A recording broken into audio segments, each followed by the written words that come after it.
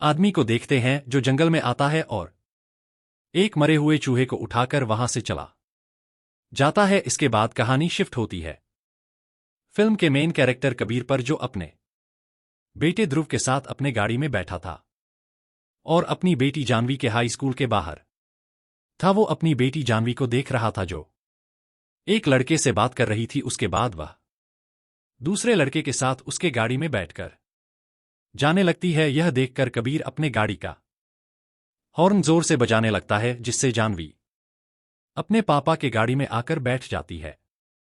फिर जानवी बात करने लगती है कि वह अपने दोस्तों के साथ लद्दाख जाने का प्लान बना रही है। घर आकर वह अपनी मां ज्योति के साथ वास में फ्लावर सजा रही थी और वह अपने पापा से परमिशन मांग रही थी कि उसे लद्दाख जाने देने। कबीर मान जाता है, लेकिन कहता है कि तुम्हें अपने दोस्तों का फोन नंबर देकर जाना होगा। जानवी कहने लगती है कि हां, क्यों नहीं, आधार कार्ड, पैन कार्ड, सब कुछ देकर जाऊंगी। ऐसे ही करोगे ना तो मैं कभी घर वापस नहीं आऊंगी। कबीर कहता है कि तू जिस भी कोने में होगी मैं तुझे ढूंढ के ले आऊंगा। परिवार के सभी लोग बहुत खुश थे और वो लोग अपने फार्म हाउस वैकेशन के लिए निकलते हैं। रास्ते में बहुत मस्ती करते हैं और बीच रास्ते में ध्रुव को टॉयलेट लग जाती है, इसलिए वो लोग एक रेस्टोरेंट में रुकते हैं और वहां के वॉशरूम में जहां कबीर और उसका बेटा गए हुए थे, वहां वनराज नाम का एक आदमी भी था जो फोन पर किसी से बात कर रहा था। इसके बाद दोनों आ जाते हैं जहां ज्योति और जानवी बैठकर नाश्ता कर रहे थे। जानवी यहां के ऑयली खाने से परेशान थी और कबीर जाता है चाय खरीदने के लिए और वहां पर टोकन सिस्टम था और के बदले में कबीर 500 का नोट देता है, लेकिन दुकान वाले के पास छुट्टा नहीं था। वनराज उन लोगों के लिए चाय लेकर आता है, कहता है कि सिर्फ की तो बात है, आप परेशान मत हो, ये मौका मिल जाएगा तो मुझे चाय पिला दीजिएगा, थैंक यू। बोलने के लिए कबीर वनराज को उनके साथ ज्वाइन होने के लिए वेलकम करता है और उसे अपने परिवार वालों से मिलाता है। फिर वो लोग आपस में हंसी मजाक करने लगते हैं और वनराज कबीर को अपनी बेटी का तस्वीर दिखाता है। कबीर बताता है कि वो एक चार्टर्ड अकाउंटेंट है और वो लोग आपस में बात कर ही रहे होते हैं कि कबीर को कॉल आता है और वो वहां से चला जाता है। जानवी वहां के बटर से भरे हुए पराठे से परेशान थी। वो वनराज से कहती है कि आप कुछ ऑर्डर क्यों नहीं कर लेते। वनराज जानवी से कहता है कि मैं आपका पराठा खा लेता हूं, आप यह प्रसाद वाला लड्डू खा लीजिए। और जैसे ही जानवी उस लड्डू को खाती है, उसे कुछ अजीब लगता है और वो वनराज को देखने लगती है। कबीर वहां पर आकर बैठता है और जैसे ही वनराज जानवी से कहता है कि खाने को मना नहीं करते, थोड़ा सा तो खा लो, तो जानवी वो खाना ऐसे खाने लगती है जैसे कि वह 2 दिन से भूखी हो। 2 मिनट पहले वो बटर ज्यादा होने का नाटक कर रही थी और कबीर को भी थोड़ा अजीब लग रहा था, लेकिन फिलहाल वो इसे अनदेखा करते हैं। जानवी पूरा प्लेट साफ करके खा जाती है और उसे समझ आ गया था कि उसके साथ कुछ तो गलत हो रहा है। जानवी अपने पापा से कहती है कि हमें यहां से तुरंत चलना चाहिए। जब कबीर अपने बेटे के साथ बिस्किट खरीदने में बिजी था, वनराज जानवी के पास आता है और कहता है कि फार्म हाउस पहुंचने के बाद यह बिस्किट खा लेना और स्माइल करो। अब वो लोग फार्म हाउस पहुंच जाते हैं और ध्रुव जल्दी जल्दी आकर अपने गोल्ड फिश को पास के तालाब में छोड़ देता है और जैसा कि वनराज ने कहा था, जानवी उसका दिया हुआ बिस्किट खा रही थी। फिर चारों पूल में मस्ती करते हैं और ज्योति का फोन गीला हो गया था, इसलिए वह चावल के डिब्बे में रख देती है। ज्योति छत पर होती है, तभी वह अपने गेट के बाहर वनराज को देख लेती है, जिसे देखकर वो थोड़ी सी डर गई थी। वो तुरंत कबीर को जाकर बोलती है कि वो ढाबे वाला आदमी यहां कैसे पहुंच गया। वनराज देखता है कि उसने जो जानवी को बिस्किट खाने को कहा था वो खा चुकी है। वनराज उन लोगों से कहता है कि उसके फोन का बैटरी खत्म हो गया, इसलिए वह अपनी बेटी को फोन नहीं कर पा रहा और इसी बहाने कबीर को चाय का हिसाब चुकाने का मौका भी मिल जाएगा। वो कहता है कि सिर्फ 10 मिनट का सवाल है, बैटरी चार्ज हो जाएगा तो मैं यहां से चला जाऊंगा। कबीर कहता है कि मैं बैटरी लेकर आता हूं, आप बैठिए। वो चार्जर देकर सभी को लेकर ऊपर कमरे में चले जाते हैं वनराज।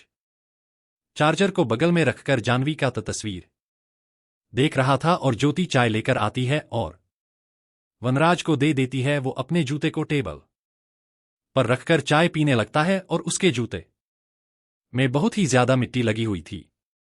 ज्योति कबीर से कहती है कि उस आदमी को यहां से भगाओ, मुझे ठीक नहीं लग रहा। कबीर कहता है कि कुछ करता हूं। इधर वनराज जाह्नवी से उसके बारे में बात कर रहा था और जाह्नवी वनराज को वो सारी चीजें बता रही थी जो अपने पापा से नहीं बताती। वनराज जाह्नवी से कहता है कि तुम्हें मेरे साथ चलना होगा हमेशा के लिए। वो जाह्नवी से यह भी कहता है ओके कहने और जाह्नवी को देखकर लग रहा था जैसे वो ओके कहने से खुद को रोक रही थी। वनराज जाह्नवी से जो कहता है जाह्नवी वही करती है।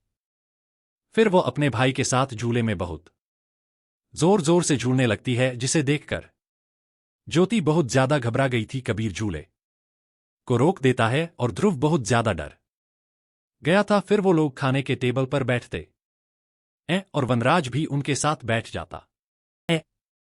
वनराज को जाह्नवी के बारे में सब कुछ पता था, जिस पर कबीर और ज्योति थोड़े घबरा गए थे।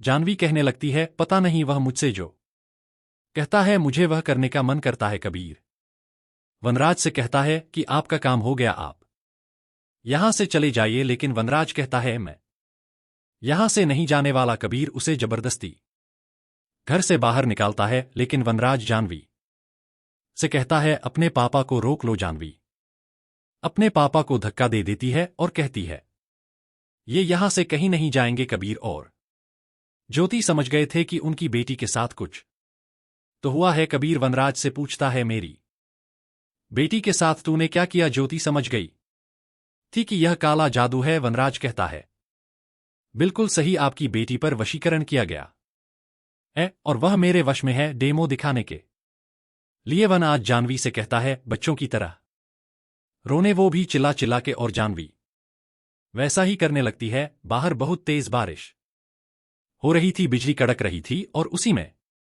वनराज जाह्नवी से कहता है कि बाहर के पूल में कूद जाओ और जब तक मैं ना बोलूं बाहर मत आना। यह करना डेंजरस था, इसीलिए कबीर जाह्नवी को पकड़ लेता है और वो वनराज से भीख मांगने लगता है कि ऐसा मत करो। वनराज जाह्नवी को रोक लेता है और ज्योति पूछने लगती है कि आखिर तुम हमारे साथ ऐसा क्यों कर रहे हो? वनराज जाह्नवी से कहता है सभी का फोन तोड़ देने के लिए, जो वो करती भी है, और लैंडलाइन का भी तार काट देती है। वनराज उन लोगों से कहता है कि अगर तुम लोगों ने किसी को भी बुला भी लिया तो वो मेरा कुछ नहीं कर पाएंगे, उल्टा मेरा काम ज्यादा बढ़ जाएगा। मुझे आज के रात ही अपना काम पूरा करना होगा। इसके बाद जाह्नवी वहां पर चाय पत्ती लेकर आती है और वनराज उसे कहता है चाय पत्ती खा लेने, और वो वैसा ही करने लगती है। कबीर उसे रोकने के लिए जाता है तो वनराज जाह्नवी से कहता है अपने पापों को जोर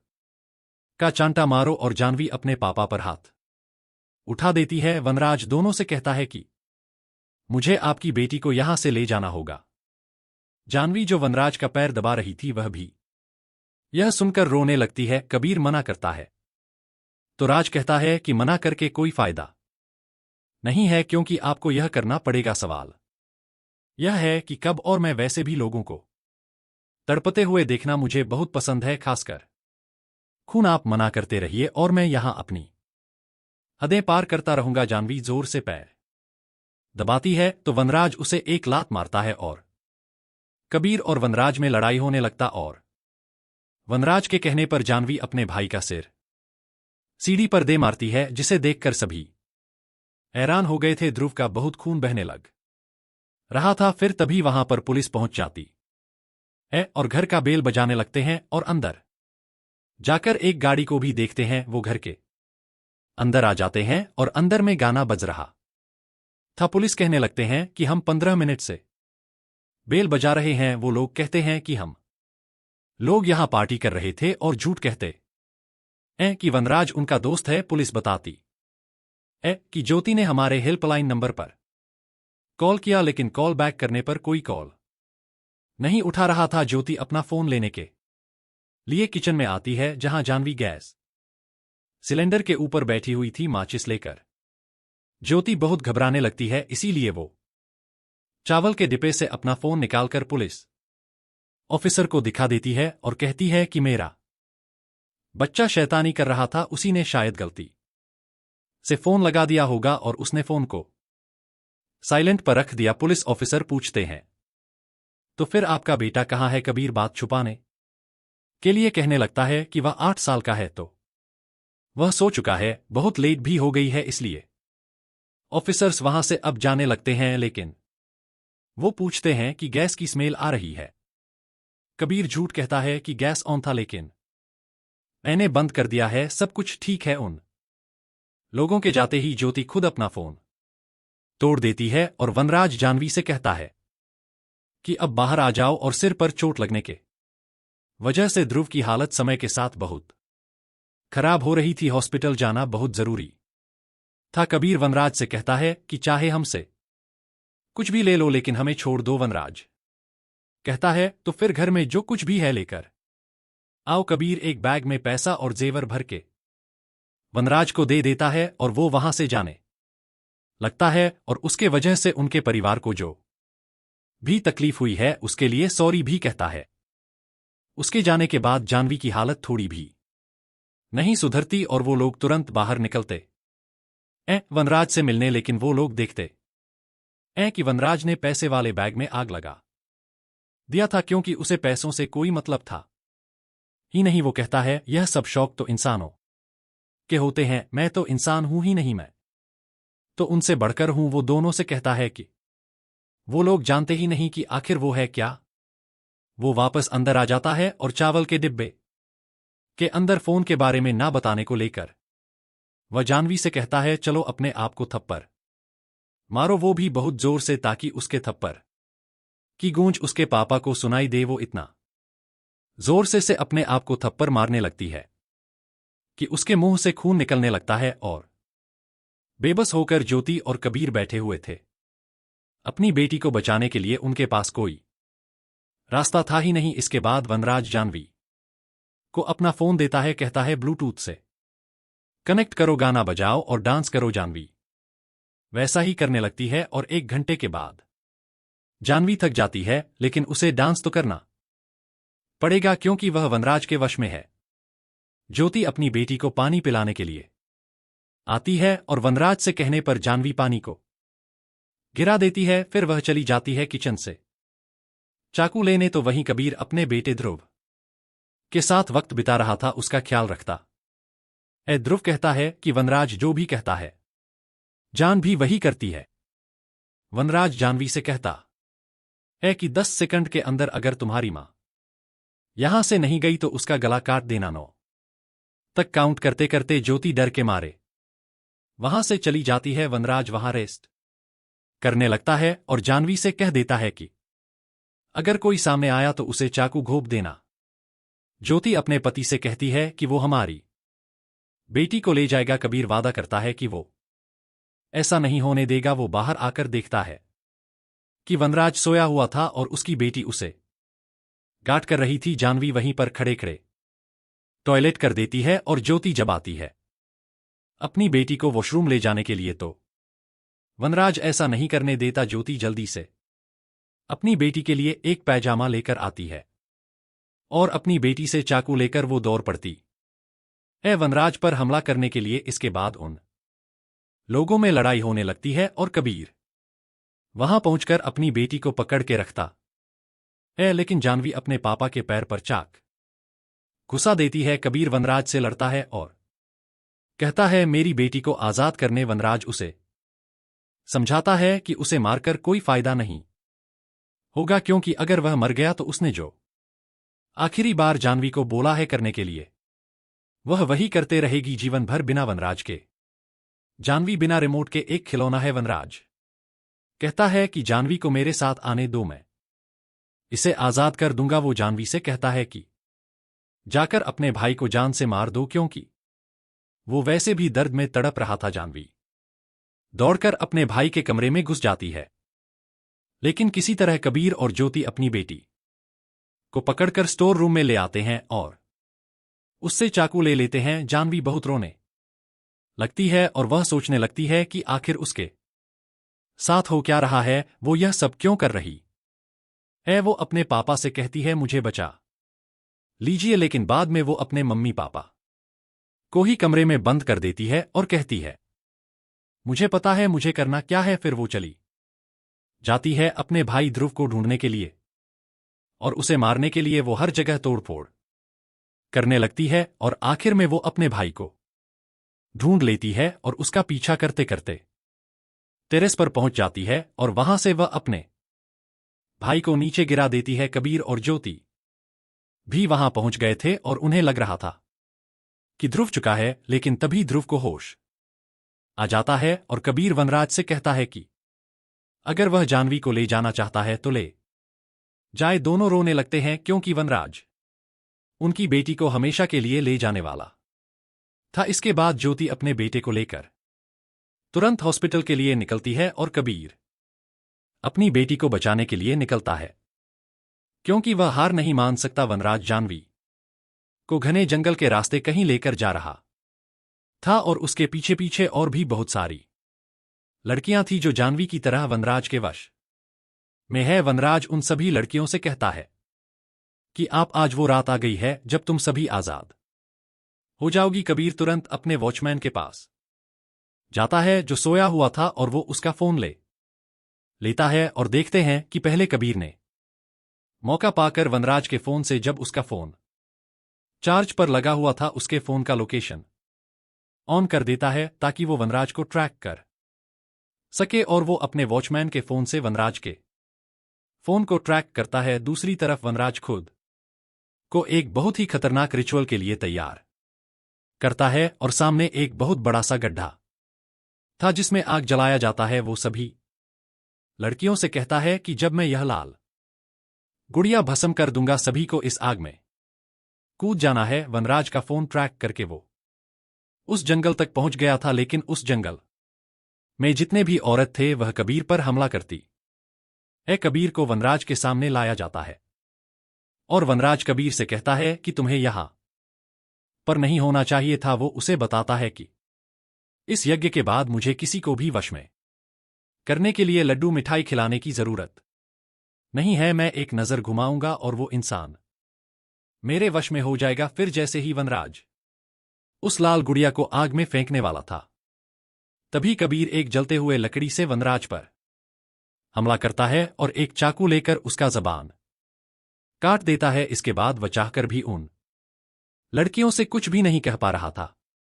कबीर उसका कटा हुआ जीभ लेकर आग में फेंक देता है और सारी लड़कियां जो वनराज के वश में थी और उसे ही अपना भगवान मानती थी, वो कबीर के ऊपर हमला करने लगते हैं। लेकिन तभी कबीर एक रिकॉर्डर पर वनराज का ऑडियो चलाता है जिसमें वनराज कहता है कि अब तुम मुस्कुराओ, मैंने तुम्हें हमेशा के लिए आजाद कर दिया है। और वनराज की आवाज सुनकर सभी लड़कियां वापस से ठीक होने लगती हैं और देखते हैं कि कबीर ने पहले अपने बेटे का रिकॉर्डर लेकर अपने पॉकेट में रख लिया था जब कबीर और वनराज की लड़ाई हुई थी, और यह सब कुछ रिकॉर्ड हो जाता है जब वनराज ने कहा था कि तुम चाहते हो कि तुम्हारी बेटी आजाद हो जाए और वह वापस से मुस्कुराए, और इसी सेंटेंस को कबीर एडिट करता है और इसी तरह वह सारी लड़कियां वनराज के वश से आजाद हो जाती है। कब जानवी भी ठीक हो चुकी थी और कबीर अपनी बेटी को गले लगा लेता है। कुछ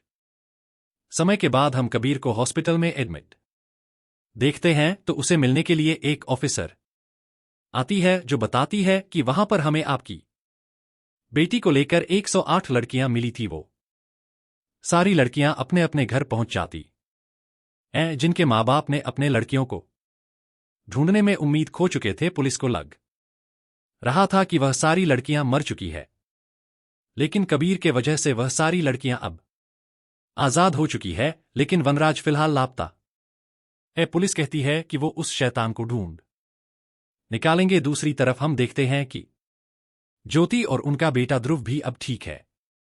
अब कुछ साल बीत जाते हैं और हम कबीर को देखते हैं जो जंगल में से एक मरे हुए चूहे का वो उठा है। यह वही सीन है जो फिल्म के शुरुआत में दिखाया गया था वो जंगल में ही एक अंडरग्राउंड बंकर में जाता है, जहां हम देखते हैं कि वनराज बेड़ियों में बंधा हुआ था और उसे वो मरा हुआ चूहा और चाय पत्ती खाने के लिए देता है, लेकिन वनराज केला मांग रहा था जो कबीर के पास था। कबीर उसे कहता है कि तू खुद को भगवान कहता है, लेकिन मैं तो एक साधारण सा इंसान हूं। लेकिन बच्चे अपने पेरेंट्स को भगवान से कम नहीं समझते, और वही भगवान अपने बच्चे के लिए किसी भी हद तक जा सकता है। शायद तुझे यह नहीं पता था। वो उसे वहीं पर बंद करके चला जाता है, कहता है कि मैं तुझे से कल फिर मिलने के लिए आऊंगा। और इसी के साथ 2024 में रिलीज हुई शैतान मूवी यहीं पर खत्म हो